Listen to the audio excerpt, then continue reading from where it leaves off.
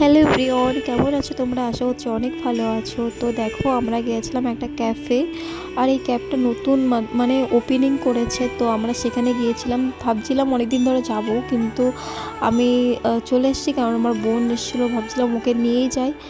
তো দেখো, এখানে চলে এসেছি, আর আমরা প্রচুর ক্যাফে ব্যাফে যাই, আমাদের ভালো লাগে সন্ধ্যেবেলা টাইমটায় ঘুরতে।